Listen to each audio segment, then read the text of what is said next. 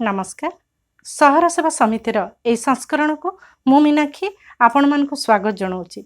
तेबे आसंतु वर्तमान आपण मानक सम्मुखरे उपस्थापना करुछु एभली एक विशेष प्रसंग जहाँकि सहर रे रहुतबा लोकंक समेत सहर को आसुथबा लोकंक पई विशेष जरूरी होई पड़ी थाए। अनेकंक मतरे एहाकू ए होम अवे फ्रॉम होम बोली अभिहित करा जाय थाए। आमे उपस्थापना करुछु पर्यटन और होटेल शिल्प व्यवसायर वर्तमान परिस्थिति।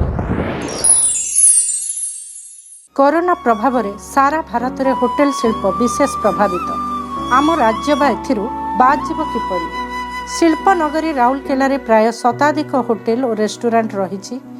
तन्मध्यरु हाथ गणती केतोटी होटेल को संगरोध केन्द्र और अन्य कार्य नियोजित करा जाइथिबा बेले लोकंक समस्या को विचार करी मात्र किछि दिन हब सरकार अन्य होटेल गुड़िकर 30% रहणी और विवाह व्रत आदि 50 जन भितर समागम पाई अनुमति देइछन्ति। सेहीपरि रेस्टोरेंट गुड़िकर नियमित भावे बसी खाइबा को बारण करा जाइथिबा बेले केवल पार्सल जोगे खाइबा देबाको अनुमति मिलिछि। मार्च मासरु संपूर्ण भावे बंद थिबा होटेल एवं रेस्टोरेंट गुड़िक एक प्रकार अचल होई पड़िथिबा बेले गमनागमन उपरे कटकणा जोगु एवं संध्या 7टा परे कर्फ्यू बलवत्तर रखा जाइथिबा बेले एही शिल्प गुड़िक लाभ देबा तो बहु दूर कथा सेवा देबारे मध्य संपूर्ण भावे असमर्थ बोली चिंता करा जाइथाय। कोरोना माडरे एही शिल्पर अनेक कर्मचारी समेत एहा सहित जड़ित थिबा फूल शब्द और आलोक और इवेंट मैनेजमेंट व्यवसायी माने एक रकम हाथ धोई बसी रहिचंती। तेबे आसंतु जानिबा एहार वर्तमान और भविष्यतर परिचालना दिगरे किछि होटेल मालिक अर्थनीतिज्ञ एवं प्रशासनिक अधिकारी जहा कहंती।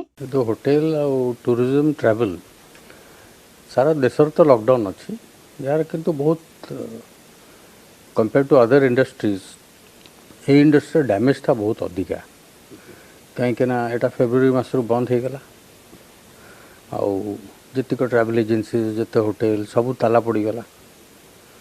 बर्तमान यार इम्पैक्ट हम जे खोलला पर भी 6 मास पर्यंत लोकों को मूवमेंट रहे। सो आम गोटे प्रपोजल देचु आसंता 6 मास पर्यंत ईएसआई और प्रोविडेंट फंड रू टंका आनिकी से माने एटलिस्ट 70% 80% सैलरी आम स्टाफ मानकर दियंतु। आम सरकार एपर्यंत इंडस्ट्री मानक रिवाइवल पैकेज कौन हम अनाउंसमेंट किसी करना। सो आम बर्तमान बहुत चिट्ठी लिखिकी बहुत मेमोरांडम देकी भारत सरकार को अपेक्षा रहीचु जे कौन रिवाइवल पैकेज किसी गोटे करेंगे। सो यही टाइम रे जदि सब स्टेट गवर्नमेंट तांकर जेतिक डोमेस्टिक पैकेजेस अच्छी डोमेस्टिक जत इंडिया ओडिशा भितर कि इंडिया भितर जिते सब ब्यूटीफुल जगह सब जो अच्छी जदि से गुरा से अबिका डोमेस्टिक मार्केट प्रमोट करा जाए ताले आमर टूरिज्मटा बढ़ियो।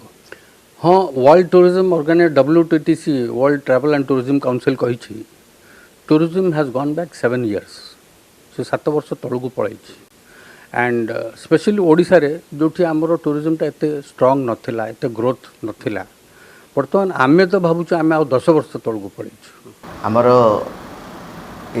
कोरोना पैंडेमिक कोविड-19 जो समस्त प्रकार शिल्प संस्था एवं असुविधा चली दुर्दिन चली क्षेत्र में आमर सरकार तरफ होटेल उन्नति कल्पे से माने रेजिस्ट्रेशन करेंगे आमर होटेल क्लाउड रे रेजिस्ट्रेशन कले से माने या द्वारा आमर गोटे नेशनल लेवल रे डाटाबेस हम जो थी कि आमे होटेल रे केते आकोमोडेशन अच्छी कौन फैसिलिटीज अच्छी एगुड़ाक लिस्ट एवं रेकर्ड आमर सरकार पाखे रहिबो एवं यह जनसाधारण अवगति निमंते मध्य उद्दिष्ट हेबो।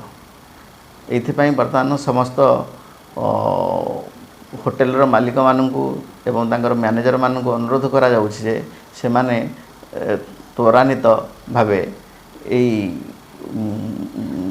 वेबसाइट की जाई से मानकर होटेल रो रेजिस्ट्रेशन करेंगे एवं यही होटेल रेजिस्ट्रेशन करने पर मध्य जदि से मानकर कौनसी असुविधा रोचे ताहले आम सहित जोगाजोग करें।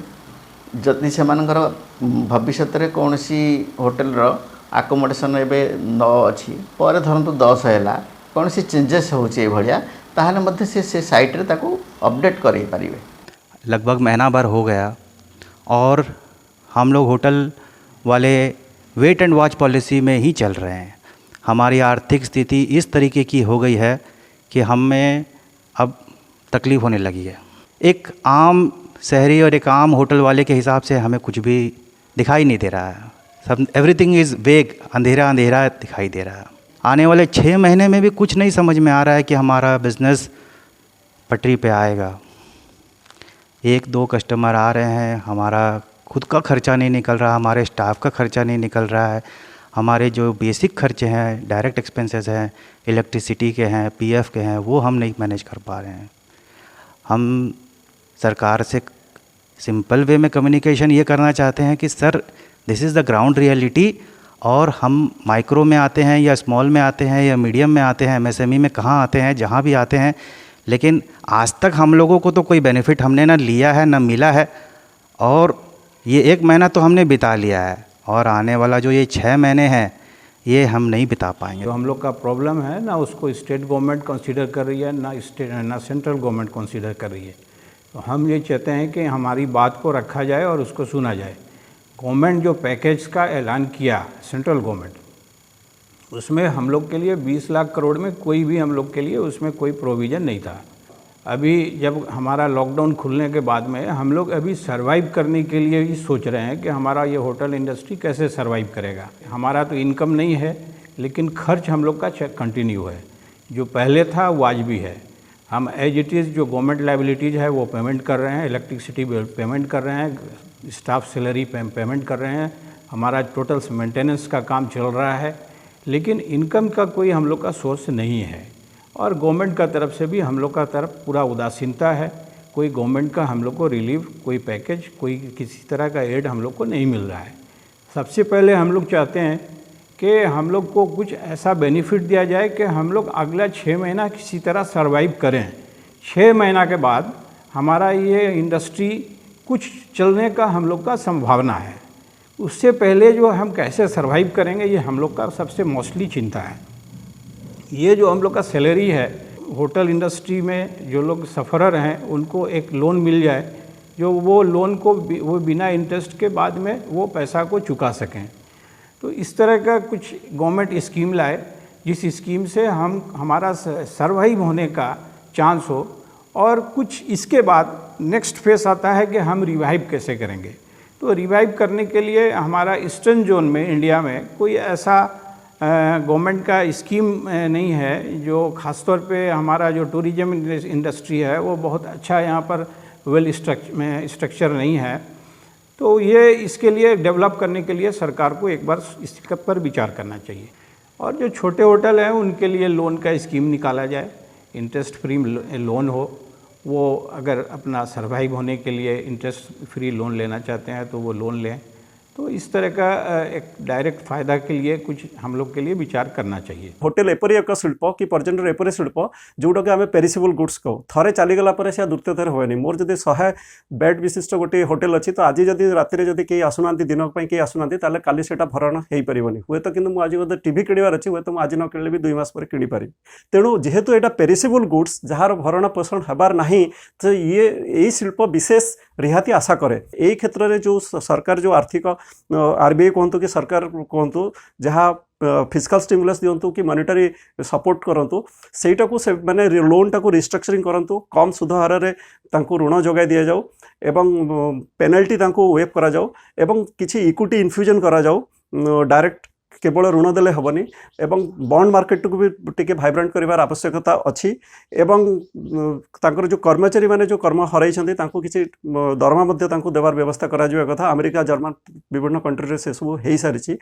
आउ किछि टिकस रिहाती होय तो दिया जाय पारे तांको।